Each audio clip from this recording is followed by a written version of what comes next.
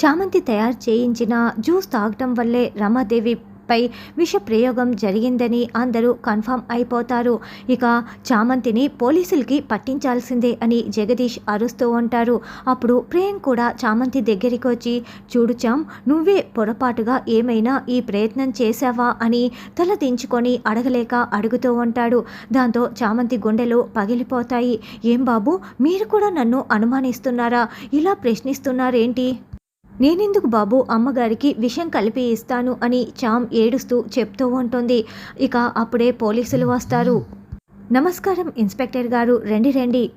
ఇదిగో ఈ చామంతియే మా చెల్లెలు రమాదేవిపై విష ప్రయోగం చేసింది, అరెస్ట్ చేసి తీసుకువెళ్ళండి అని జగదీష్ చెప్తూ ఉంటాడు. అమ్మగారికి నేను జ్యూస్ తయారు చేసి ఇవ్వటం నిజమే, కానీ నేను అందులో ఏమీ కలపలేదు సార్, నాకే పాపం తెలీదు అని చామంతి వేడుకుంటూ చెప్తూ ఉంటుంది.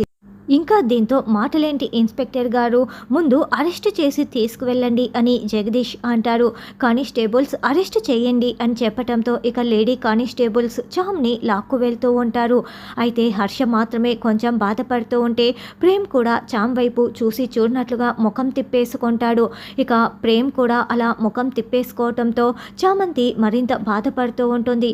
రోజా మాత్రం అక్కడ ఉన్న కుర్చీలో కాలు మీద కాలు వేసుకొని కూర్చొని చాలా సంతోషంగా చామ్ని పోలీసులు తీసుకువెళ్తూ ఉంటే చూసి సంతోషపడుతూ ఉంటుంది. చామంతి వెళ్తూ వెళ్తూ రోజా వైపు చూస్తుంది. ఇక రోజా అలా నవ్వుతూ చూస్తూ ఉండటంతో ఇదంతా కూడా రోజా కుట్రని చామ్కి అర్థమైపోతుంది. మరి ప్రేమ్ కూడా చామంతికి సహాయం చేయటం లేదు. ఇప్పుడు యశ్వంత్ వచ్చి చామ్కి సహాయం చేస్తాడా అన్నది రానున్న ఎపిసోడ్లో తెలుసుకుందాం.